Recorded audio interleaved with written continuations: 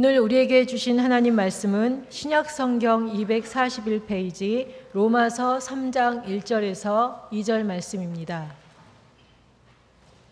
로마서 3장 1절에서 2절 말씀 신약 성경 241페이지입니다.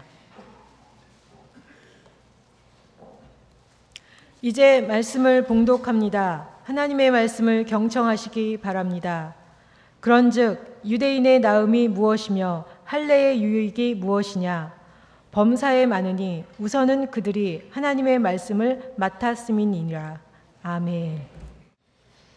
우리가 살고 있는 이 땅에는 우리 민족만 살고 있는 것이 아니고 여러 다양한 민족과 그리고 다양한 인종들이 살고 있습니다. 그 많은 인종과 민족들 중에서 그래도 좀 탁월한 민족이다, 그렇게 말할 수 있는 민족 중에 하나는 아마도 유태 민족이 아닐까, 그런 생각을 해보게 됩니다. 유태인의 인구 비율은 전 세계 인구의 0.2%밖에는 되지 않습니다. 그런데 노벨상을 수상한 자 가운데 22%가 유태인입니다. 그리고 2009년 통계를 보면 미국의 하버드 대학생 가운데 30%가 유태인이고 예일 대학교의 25% 정도가 유태인인 것으로 드러났습니다. 미국의 중고등학교 교사 50% 정도가 유태인입니다. 미국 땅에 한 70만 정도 되는 변호사들이 있는데 그 중에 14만 명이 유태인입니다. 뿐만 아니라 미국에 있는 유명한 언론이나 금융계에 가장 중요한 자리는 다 유태인들이 차지하고 있습니다. 미국 사회에서 유태인들의 위상이 어느 정도인가? 오바마 대통령이 대통령으로 탄생된 직후 제일 먼저 방문한 곳이 유태인 협회입니다. 미국 내에 있는 유태인들이 결집하고 마음만 먹으면 정치 후원금 1억 달러, 우리나라 돈으로 1,000억을 모으는 것은 일도 아니라고 그래요.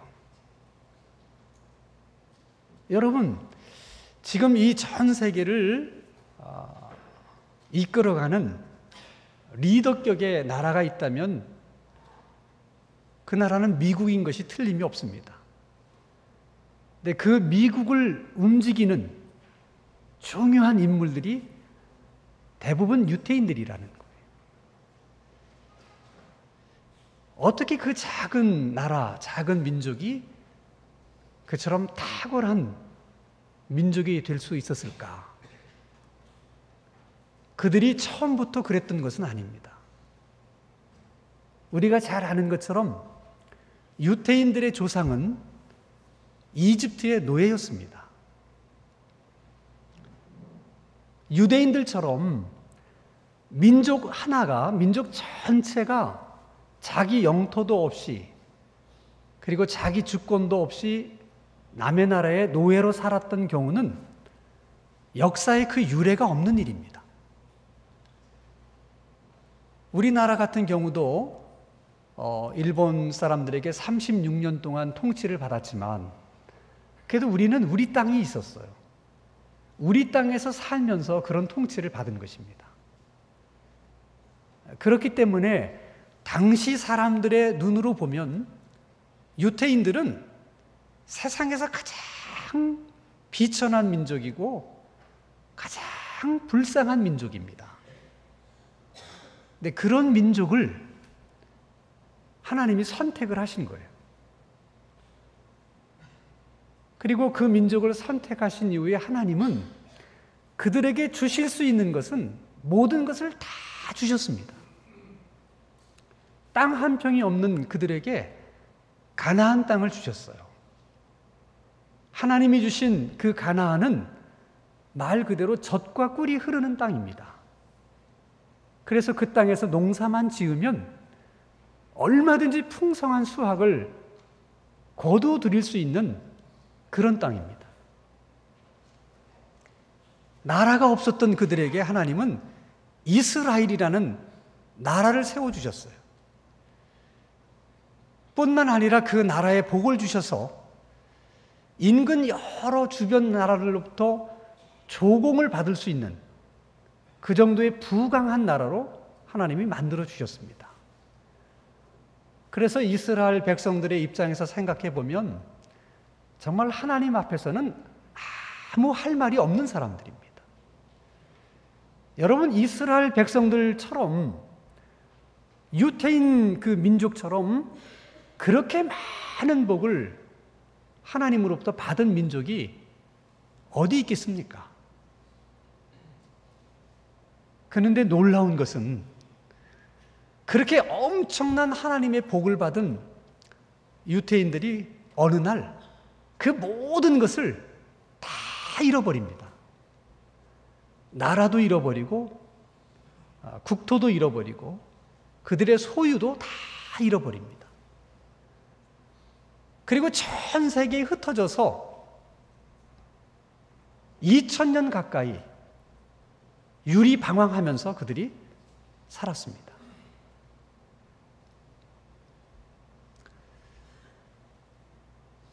어떻게 하다 그들이 그런 신세가 됐을까? 우리들이 잘 아는 것처럼 이스라엘 백성들이 이집트를 떠난 지 석 달 만에 시내산이라고 하는 곳에 그들이 도착을 하게 됩니다. 그때 하나님께서 모세를 통해서 이스라엘 백성들에게 이렇게 말씀하셨어요. 하나님인 내가 너희들을 어떻게 애굽에서부터 여기까지 인도해 왔는지를 누구보다도 너희들이 잘 알 것이다. 이후로 너희들이 하나님의 말씀을 잘 듣고 하나님의 언약을 너희들이 지킨다면 너희들은 하나님의 소유가 될 것이며 많은 나라들의 제사장 나라가 될 것이며 거룩한 백성이 될 것이다. 그때 이스라엘 백성들이 이구동성으로 얘기했습니다. 하나님, 저희들은 하나님의 말씀을 잘 들을 것이며 하나님의 언약을 저희들은 반드시 지키겠습니다. 그래서 하나님이 이스라엘 백성들에게 율법을 주신 것이고 하나님의 말씀을 주신 거예요. 여러분, 하나님이 이스라엘 백성들에게 하나님의 말씀을 주셨다는 것은 자신의 생각을 주신 것이고 자신의 마음을 주신 거예요. 그 하나님의 말씀 속에 하나님의 생각도 담으셨고 하나님의 마음도 담으신 것입니다. 그러므로 하나님이 이스라엘 백성들에게 주신 축복이 많이 있지만 그 중에서 가장 귀하고 소중한 것은 하나님의 말씀이에요. 그래서 오늘 로마서 3장 1절과 2절에서도 이렇게 말씀하십니다. 유태인들의 유리함이 무엇이며 그들의 할례 받은 것의 유익함이 무엇이냐? 그렇게 묻습니다. 다른 말로 하면 많은 민족들 가운데 하나님께 유태민족이 선택을 받았다고 하는데 그들이 하나님의 선민이 된 것이 어떤 면에서 좋은 것이고 어떤 면에서 유익함이 있는 것이냐? 대답은 이렇습니다. 좋은 점이 한두 가지가 아니다. 유익한 것이 한두 가지가 아니다. 그러나 그 중에서 가장 중요한 것은 가장 유익한 것이 있다면, 가장 좋은 것이 있다면 그들이 하나님의 말씀을 맡은 것이다. 성경은 그렇게 얘기를 합니다. 하나님의 말씀을 받은 것, 그것이 그들이 하나님께로부터 받을 수 있는 가장 큰 은혜요, 축복이었다는 것입니다. 그런데 유태인들이 어느 날 이 소중한 하나님의 선물인 말씀을 버립니다. 그 말씀을 버리면서부터 하나씩 잃어버리기 시작한 거예요. 그들이 버린 것은 하나님 말씀 그 한 가지 뿐이었습니다. 그런데 그것 때문에 결국 나라도 잃어버리고 그들의 땅도 잃어버리고 그들의 재산도 소유도 다 잃어버립니다. 여러분, 손에 아무것도 쥔 것이 없이 남의 땅에, 남의 나라에 가서 산다는 것이 얼마나 힘들고 어려운 일이겠습니까? 그래서 유대인들은 여러 나라에 흩어져 살면서 갖은 수모와 천대와 멸시를 받으면서 그렇게 2000여 년을 산 거예요. 이스라엘 백성들의 눈에 눈물이 마를 날이 없을 만큼 그렇게 늘 울면서 살 수밖에 없는 고단한 삶을 그들이 2000여 년 동안 살게 된 것입니다. 그런데 어떻게 그런 이스라엘 백성들이 오늘날처럼 미국을 움직이는 그런 탁월한 민족이 되었을까 하는 것입니다. 여러분, 유대인들이 모든 것을 잃어버리고 난 후에 그들이 깨닫게 된 것이 한 가지 있었습니다. 이제 우리 손에 가진 것이 아무것도 없기 때문에 이제 우리 힘으로서 인생을 산다는 것은 그것은 불가능한 일이었어요. 무엇이 있어야 어떻게 해보죠. 그래서 그들이 그때 이제 우리가 살 수 있는 아무것도 없기 때문에 이제 우리는 하나님만 붙잡아야 된다.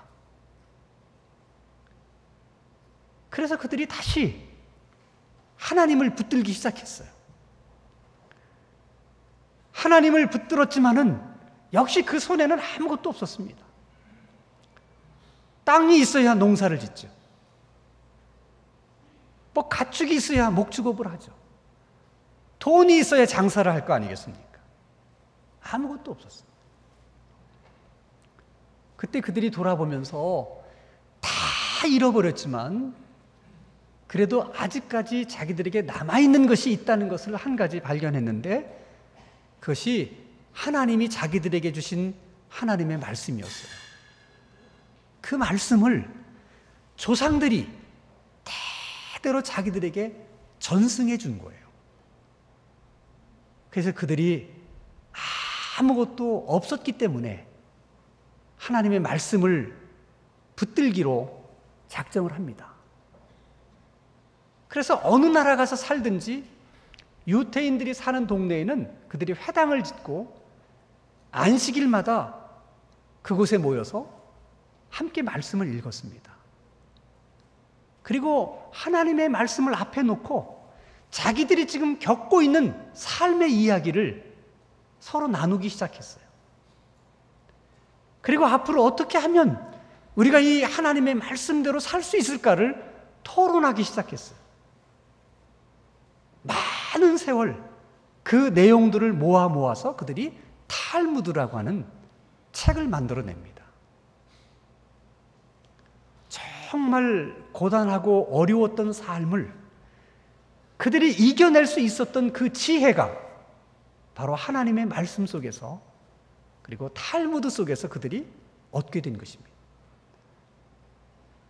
정말 어렵고 힘든 삶이었지만은 그 모든 어려움을 이겨내고 성공할 수 있었던 그 능력을 그들은 하나님의 말씀과 탈무드 속에서 얻을 수가 있었던 거예요. 아무것도 없었던 그때에 하나님의 말씀으로 그들의 삶을 경영해 보겠다고 결심하고 그렇게 그들이 살려고 애를 썼을 때 하나님은 그들의 삶을 아주 탁월한 삶으로 그들을 탁월한 민족으로 하나님이 만들어 주신 것입니다. 그런데 중요한 것은 여러분, 그 유대인들이 하나님께로부터 받았던 말씀은 구약 성경이에요. 그거밖에는 없었어요. 근데 오늘 하나님이 우리에게 주신 것은 구약 성경뿐만이 아니라 신약 성경도 우리에게 주셨어요. 그것은 오늘 우리들에게는 하나님이 더 많은 생각과 하나님의 더 깊은 마음들을 우리에게 주신 거예요. 그래서 논리적으로 우리가 생각해 보면 구약 성경만을 가지고도 그 말씀으로 삶을 경영했던 유대인들이 그렇게 탁월해질 수 있었다면 신약 성경까지 가진 우리들이 그 말씀 앞에서 우리의 삶을 이야기하고 어떻게 살면 이 하나님의 말씀대로 살 수 있을까를 토론하고 기도하며 산다면 우리들은 유태인보다도 더 탁월한 민족이 될 수가 있는 것입니다. 그들보다는 더 탁월한 사람들이 될 수가 있는 것입니다.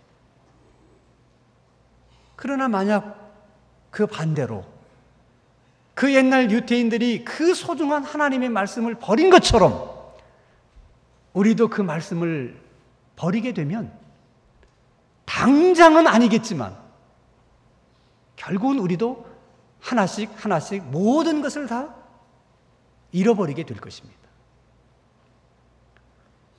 말씀을 붙잡는 것이 그렇게 중요한 거예요.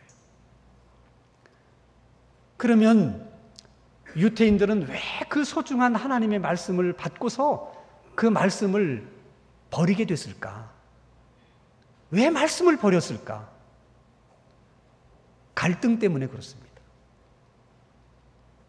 하나님께서 우리에게 말씀을 주시면 우리는 반드시 그 말씀 앞에 반응을 해야만 합니다. 그 반응은 둘 중에 하나예요. 긍정적으로 반응하든 아니면 부정적으로 반응하든. 하나님의 말씀에 대해서 긍정적으로 반응하는 것을 성경은 말씀에 순종한다 그렇게 얘기하고 또는 그것을 믿음이라고 말씀하십니다. 그러나 하나님의 말씀에 순종하는 것은 그 어떤 순종이든 반드시 갈등이 있습니다. 왜냐하면 하나님의 말씀에 대해서 내가 긍정적으로 반응할 것인가 부정적으로 반응할 것인가 하는 선택은 내가 하는 것이기 때문에 그렇습니다. 인간이 하는 모든 선택에는 갈등이 따릅니다. 그래서 하나님 말씀에 순종하는 것이 어려운 거예요. 자, 예를 들어 여러분 주일날 이렇게 하나님의 교회에 와서 예배를 드리는 것은 예수 믿는 사람들에게 있어서는 너무나 당연한 일이고 너무나 자연스러운 일입니다. 그러나 모든 교인들이 주일날마다 교회에 올 때 아무런 갈등이 없이 오는 것은 아닙니다. 갈등이 없이 교회에 오시는 분도 있지만은 주일날마다 교회를 갈 것인가 말 것인가를 놓고 갈등하다가 오시는 분들도 있다는 것입니다. 우리가 무엇 때문에 갈등하는가? 무엇이 우리로 하여금 갈등하게 만드는가? 그것이 우리 믿음의 수준인 거예요.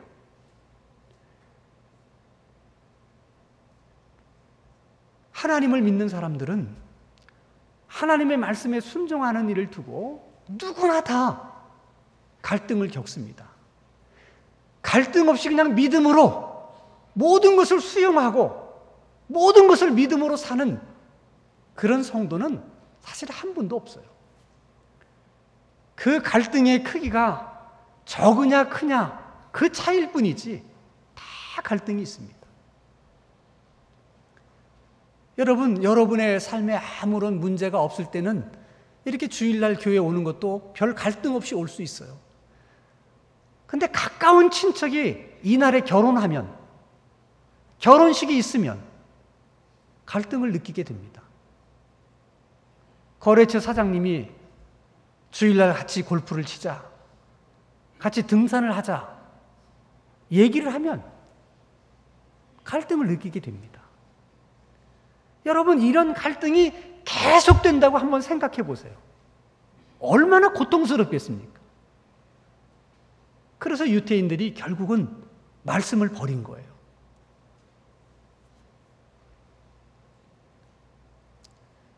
여러분, 성경에 등장하는 많은 믿음의 사람들도 우리처럼 다 하나님 말씀에 순종하는 데는 갈등을 느꼈던 분들입니다. 예를 들어 여러분 베드로를 한번 생각해 보세요. 어느 날 베드로가 친구들과 함께 갈릴리 바다에 나가서 고기를 잡았습니다. 아무리 그물을 던져도 고기가 잡히질 않아서 그물을 던지고 걷어올리고 또 던지고 걷어올리기를 한두 번 한 게 아닙니다. 아니 왜 고기가 안 잡힐까? 그래서 밤새도록 그물을 내리고 건져올리기를 하다가 결국은 포기합니다. 그리고 무트로 돌아왔어요. 그물을 씻으면서 하루 일을 마감하려고 하는 그때 예수님이 오셔서 베드로에게 너의 배를 좀 내가 빌렸으면 좋겠다. 그러시더니 예수님의 배 위에 올라가 앉으셔서 그 무트에 모인 많은 사람들에게 하나님의 말씀을 가르쳤습니다. 그리고는 베드로에게 이렇게 말합니다. 깊은 곳으로 가서 그물을 내려라. 자, 여러분, 주님이 아주 간단하게 말씀하셨어요. 깊은 곳에 가서 그물을 내려라. 그럼 그냥 깊은 곳에 가서 그물을 내리면 되잖아요. 뭐가 어렵습니까? 그러나 여러분, 베드로는 우리가 생각하는 것처럼 그렇지 않았어요. 그 예수님의 말씀에 베드로는 이렇게 답변합니다. 선생님, 우리가 밤이 맞도록 수고했지만 아무것도 얻은 것이 없지만은 선생님의 말씀에 의지해서 제가 그물을 내리나이다. 그 말이 왜 필요한 거예요? 베드로가 무엇 때문에 지금 예수님에게 그렇게 말하는 것입니까? 우리식으로 얘기하면 예수님은 너무 쉽게 깊은 곳에 가서 그물을 내리라고 말씀하시지만 저는 그 예수님의 말씀대로 하는 것이 너무 힘듭니다. 왜 힘들어요? 지금 밤새도록 고기를 잡아봤지만 한 마리도 잡지를 못했어요. 그 경험 때문이에요. 그 경험이 1년 전의 경험도 아니고 한 달 전의 경험도 아니고 바로 전날 밤에 생생한 경험입니다. 그런 경험을 가지고 있는 베드로에게 아무 대책도 없이 깊은 데 가서 그물을 내리라. 그 얘기 어떻게 쉽게 동의할 수 있겠습니까? 또 여러분, 다른 일도 아니고 고기를 잡는 일을 두고 어부가 목수의 얘기를 들어야 된다는 거, 이것도 여러분 쉬운 일이 아닙니다. 뿐만 아니라 지금 예수님이 그물을 내리라고 하는 그 시간은 고기가 잘 안 잡히는 시간이에요. 그래서 베드로도 더 이상 고기를 잡지 않고 철수를 한 겁니다. 만약 예수님이 그물을 내리라고 하는 그 시간에 고기를 잡을 수 있는 가능성만 있었다면, 아니 밤새도록 고기를 잡은 사람들이 새벽녘이라고 잡지 않을 수 있겠습니까?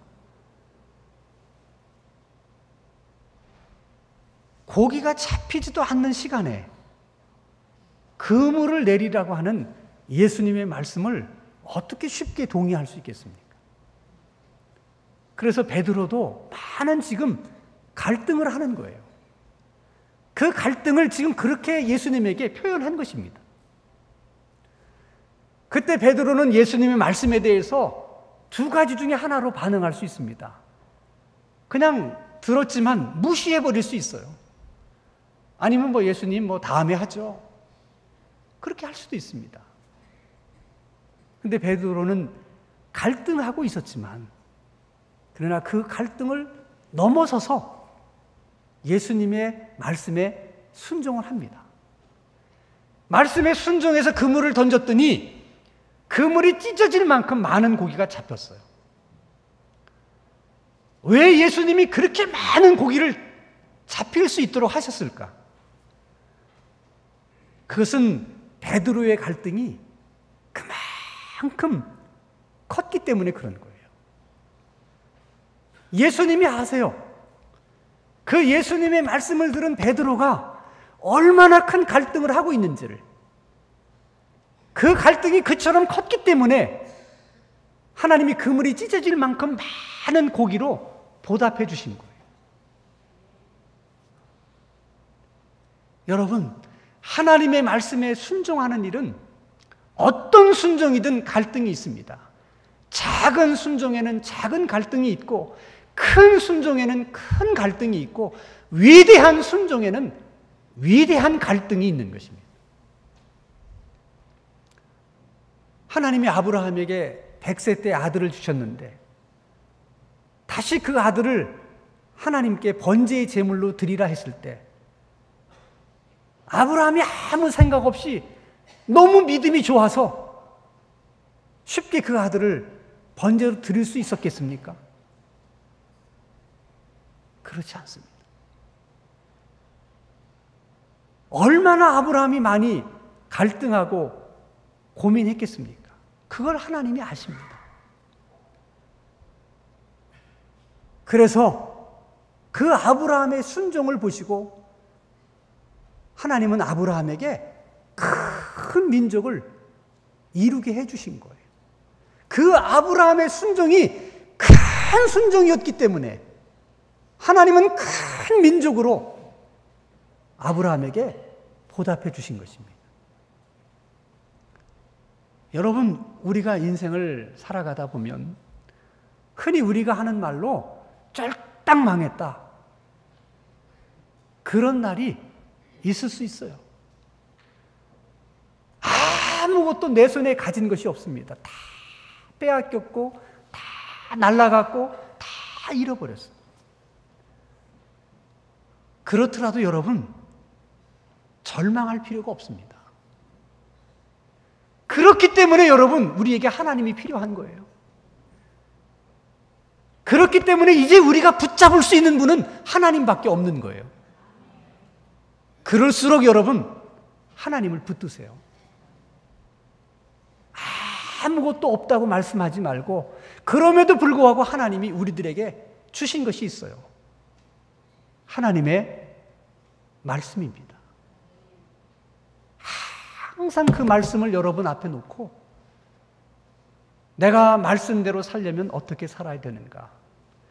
지금 내가 겪고 있는 이 모든 삶을 함께 말씀을 읽는 성도들하고 나누세요. 여러분들이 정말 하나님의 말씀을 붙들고 그 말씀으로 여러분의 삶을 경영해 보겠다고 결심하시고 그렇게 시도하는 순간부터 그 말씀이 그 어려운 삶을 살아갈 수 있게 만드는 지혜를 여러분들에게 주실 것입니다. 그 어려운 삶을 능히 이기고 성공할 수 있는 능력도 그 말씀이 주실 것입니다. 말씀으로 여러분의 삶을 경영하시고, 그리고 이 소중한 말씀을 반드시 여러분의 자녀들에게 전승시켜 줄 수 있는 그런 믿음의 부모들이 다 될 수 있기를 주님의 이름으로 축원합니다. 기도하십시다. 거룩하신 하나님 아버지, 하나님께서 우리들에게 말씀을 주신 것이 얼마나 큰 하나님의 복인지를 다시 한번 깨달아 알 수 있는 은혜를 허락하여 주시옵소서. 그 말씀을 항상 소중히 여기게 하시고, 어떤 일이 있든 어떤 경우든 그 말씀을 버리지 않을 수 있도록 우리들을 붙들어 주시고 지켜 주시옵소서. 삶이 힘들고 어려울수록 하나님의 말씀을 붙들게 하시고, 그 말씀 속에서 지혜를 얻게 하시며, 그 말씀을 통해서 삶의 기적을 체험하며 살아가는 저희들의 신앙생활 되게 하여 주시옵소서. 예수님의 이름으로 기도하옵나이다. 아멘.